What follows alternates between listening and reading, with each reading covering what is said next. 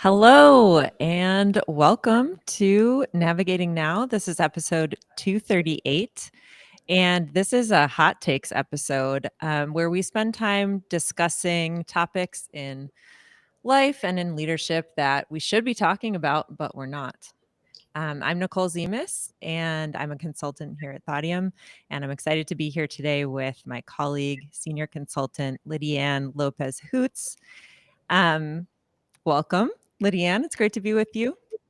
Thank you. It's great to be here. I'm excited for this. Yeah, me too. So, what's a hot take that you're bringing to the table today?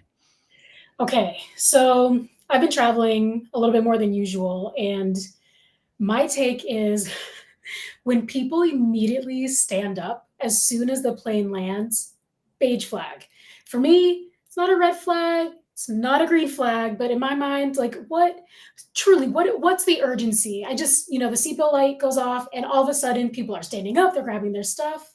We're all trying to get out of the same plane. So, I sit with this like beige flag energy when I see people just immediately shooting up out of their seats.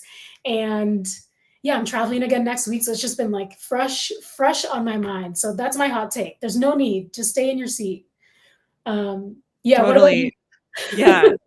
No, I'm totally on your page. I think might lean towards red flag when people are immediately standing up and they're like elbows and stuff are all up in my face. I'm standing, I'm sitting, waiting because I know that I am not getting off this plane until it gets to my row. That's just how it works.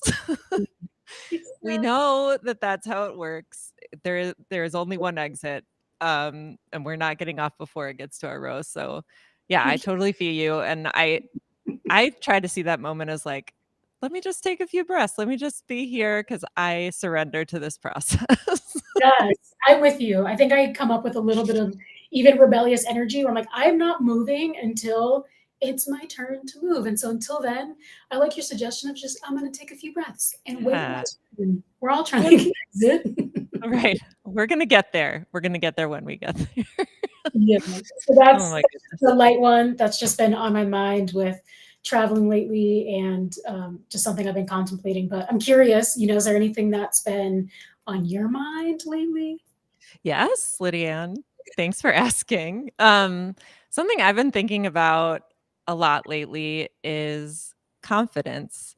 Mm, So much so that I wanted to bring us together today to have a little chat about it because I feel like confidence is something that I'm thinking about, talking about really frequently, like on a mm, daily basis. mm, Especially doing the work that we do at Thaudium, confidence is something we're asking our learners, our participants about pre and post workshops or experiences. It's a way that we measure the impact of the work that we do. We're asking people, how confident are you using this skill or doing this activity ahead of an experience? And then we're asking them afterwards to measure kind of what that impact is.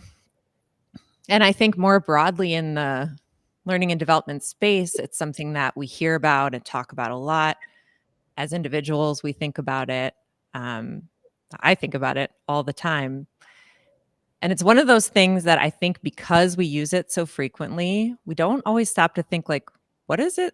What is it that I'm actually talking about? mm, What is it that I'm actually working with here? And I feel, especially in the work that we do, it's so important that we kind of think about how do we get on the same page about what confidence actually is so that we can actually intentionally mm, increase our confidence when it really matters. mm. Interesting Some take. Yeah, go ahead. No, I was just going to say so, I have a hot take on confidence that I wanted to bring into the room today. Hear it. Let's hear it. And that is that confidence is learned. Okay. I think we often talk about confidence as something that we have or don't have and need more of. And it makes us feel like maybe confidence is more like a trait, something Mm, that we're born with. I For some reason, this Maybelline ad comes into my mind. Maybe she's born with it. Like, and I think that I think that that's like kind of how we think about confidence is like, some people just have it and some people don't. But when you actually look at research and think about what is actually this thing that we're talking about here, um, it's learned. It's something that we build over time. It's Mm. not a trait.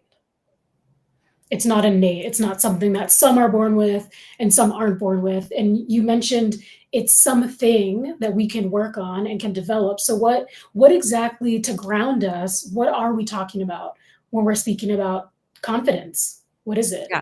Yeah. So confidence is not our competence when it Mm, comes to performing something. Confidence is actually a mm, belief we have in our ability to do something. And when you really sit with that, confidence is a belief. mm, You think about times when maybe you felt really confident or times when you didn't feel very confident. When you feel confident, you feel that sense of belief, that sense of that I really believe that I can do this. When you don't feel confident, you feel like the opposite of that. You actually feel a sense of doubt mm, that you can do something. Does that actually bear out in your performance or your ability to do the act? Though that's a different question. That's a mm, different question. So it's really about that belief. Can I do this? And that belief is subjective. It's something that you're calculating inside of yourself. Um, it's something very personal.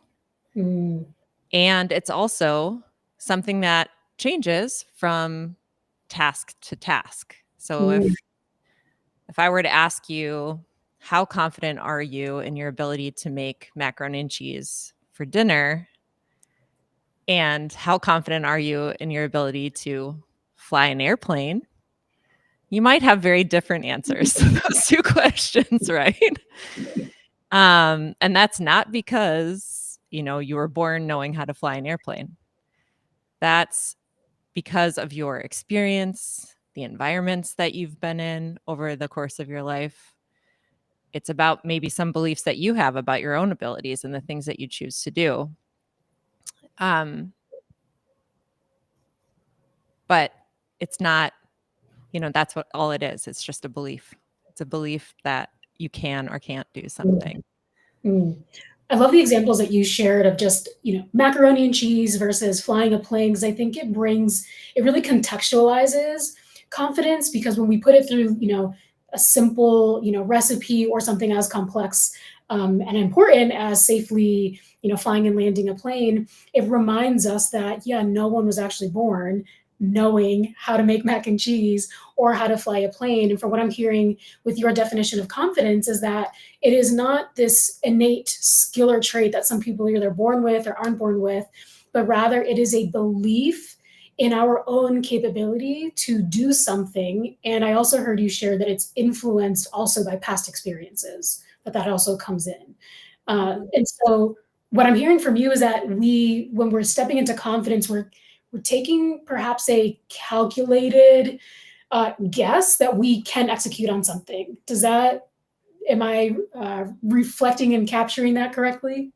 Yeah, I mean, I think so, based on our experience. So the cool thing about what confidence actually is and how it works is that we can decide that we're going to practice something so that we Mm, can build our confidence in mm, performing that.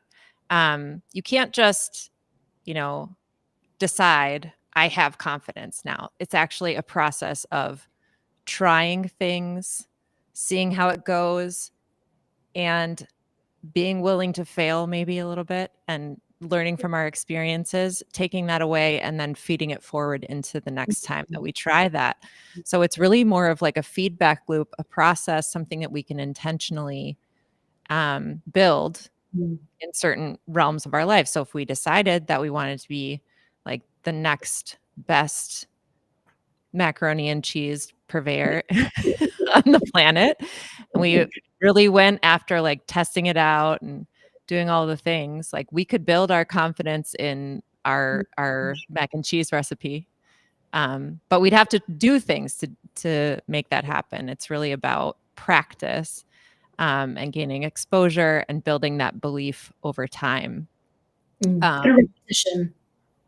yeah, exactly.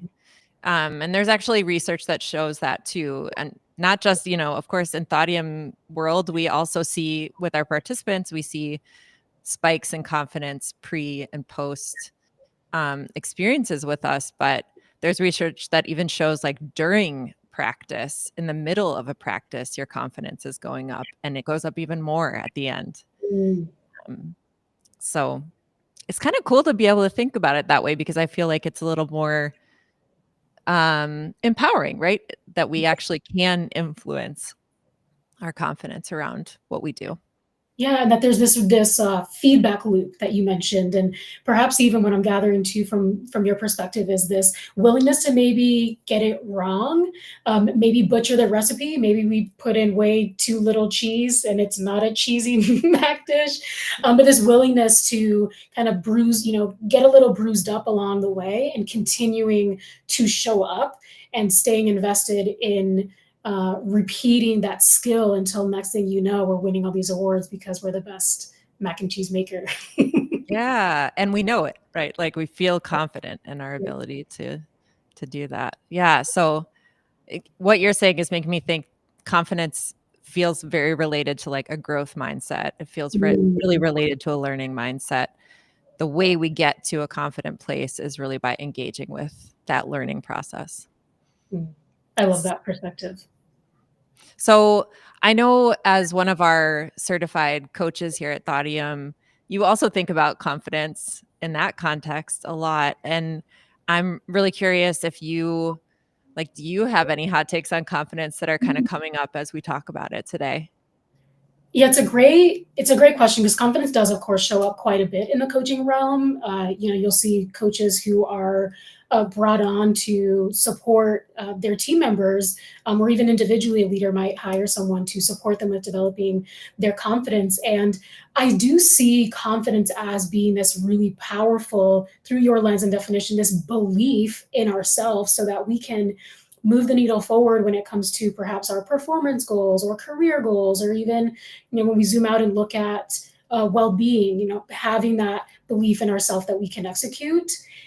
And I would add, and I don't think confidence is this cure all, especially when it comes to leadership and the workplace. I think it's something that needs to be really contextualized. It's not always the right sort of energy to be showing up with.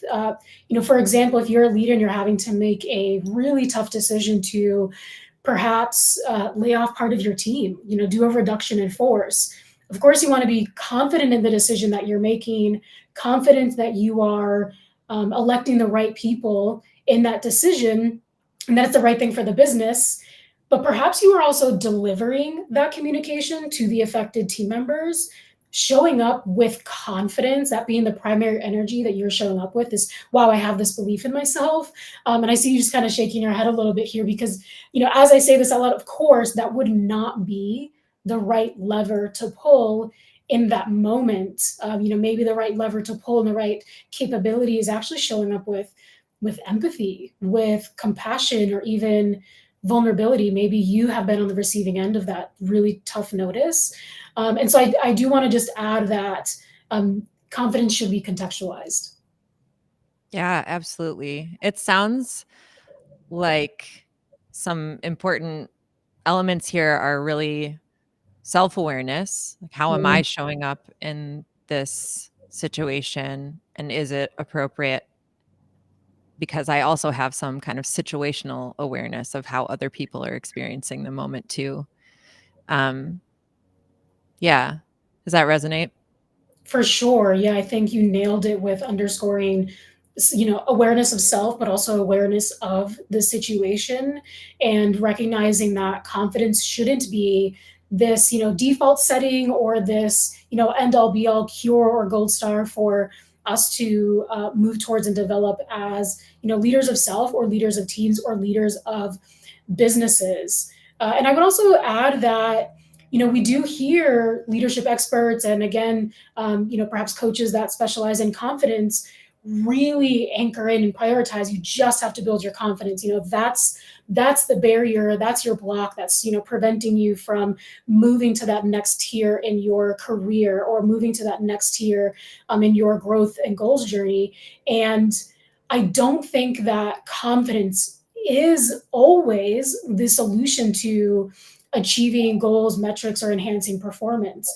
Sometimes the barrier is not actually individual. It's not that someone is individually lacking that belief in themselves. Sometimes the issue is actually systemic. And I think it's worth just noting that.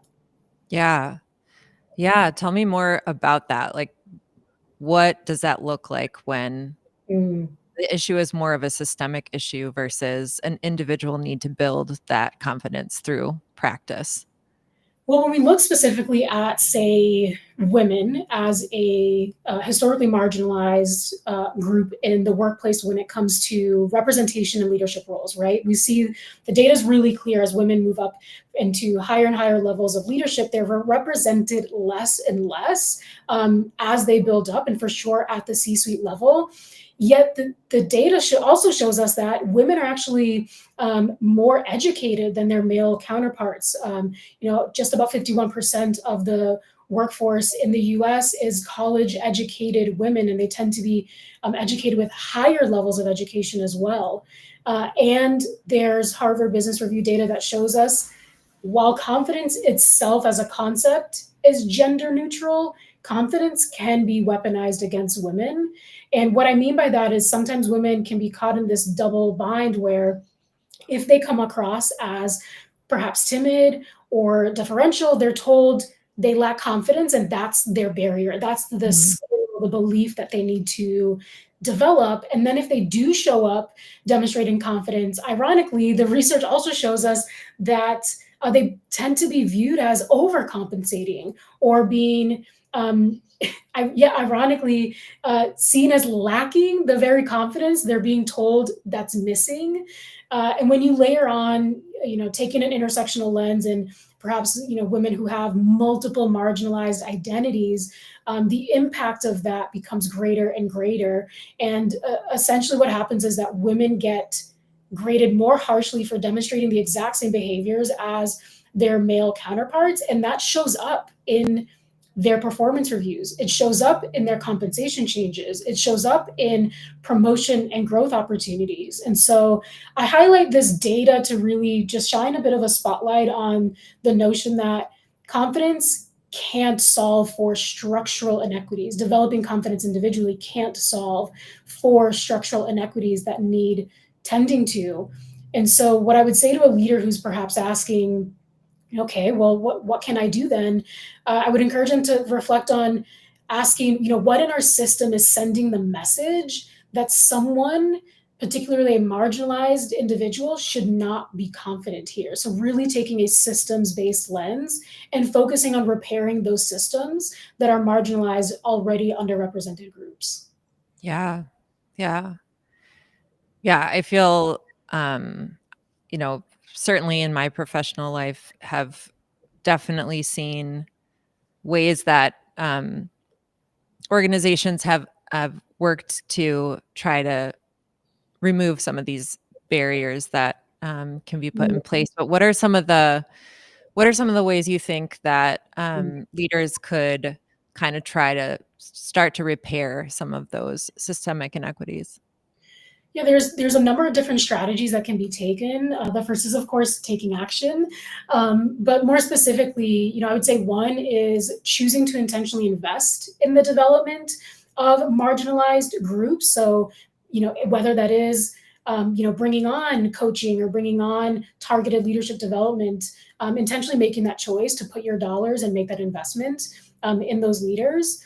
I would also add from a structural lens too, prioritizing de-biasing the hiring, the promotion, and the performance review process, where we tend to see that economic impact on marginalized groups when we have this inequitable grading system in demonstrating behaviors like confidence.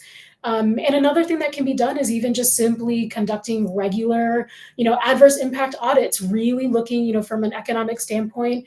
The data is also very clear that women and people of color tend to be paid a lot less than their equally competent, capable counterparts. And so conducting regular audits and adverse impact analysis can pinpoint where those biases are showing up and allow you as a leader, as an organization, to take really targeted effort to make sure that you are closing the gap on structural inequities and making sure that your people are progressing both in terms of growth and career development, but also economic development, and that you are advancing the healing and repair that's needed.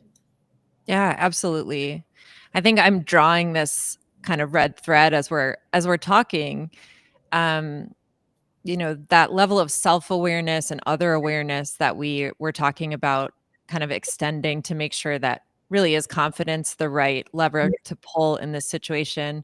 What we're saying now is you can also kind of zoom out at the systems level, have that awareness, me as a leader or our leadership team, how are we showing up? And also, what is the environment looking like here? And how might we make some adjustments so that either our assumptions about what confidence looks like or what it should look like across our team is kind of metered to like, who is our team? What are they working with? What's the system telling them? And how is that impacting their ability to perform? And how can we kind of meet that um, gap, which is really what equity is all about. So, Absolutely. Yeah, I love the zoomed out lens that you proposed. And yes, self-awareness, yes, situational awareness, and systems awareness. yeah. Really making sure that you're taking that third tiered approach and zooming out to look at what within our structural systems in our organization could be potentially even just slightly blocking or getting in the way of our teams and our leaders from being able to demonstrate confidence, but more than that, being able to progress. I think that's really what I would underscore with this focus is making sure that you are creating equal opportunities for everyone to be able to move forward, to grow, to develop and contribute their skills and their talents in the most meaningful ways possible. Awesome. Well, as we come to the close of our episode, want to just wrap it up with a few takeaways. So I think the first thing for me, Lydiane, is just reminding folks that confidence is not competence. It's a belief that you have in your ability to perform, and therefore is something that you can actually improve, increase with practice. Mhm. What else would you suggest as takeaways, Lydiane? I would also add just bringing in this level of curiosity to really ask the question, whether that's you individually as a leader or a leader of teams, is confidence the real issue or is it something else? Is there a different skill that needs to be practiced and refined? Maybe there's a team culture shift that is in need, or maybe to that third tier zoomed out lens, maybe there's a system that is in need of repair. And the last thing that I would add is just a very practical coaching question when it comes to developing that belief in yourself is, am I willing to try? Am I individually willing to try? Or if you're considering a team member, are they willing to try? And if the answer to both questions is yes, then it's not a confidence issue. It's actually a growth opportunity. I love that. I love that. That's a great question to end on. Thank you so much, Lydiane, for joining me for this conversation. And thank you all for being here with us today on Navigating Now. This was episode 238, Hot Takes on Confidence. And you can find us here next week, Thursday, and every week on Thursday at 3 p.m. Central at thaudium.com/live. Thanks so much.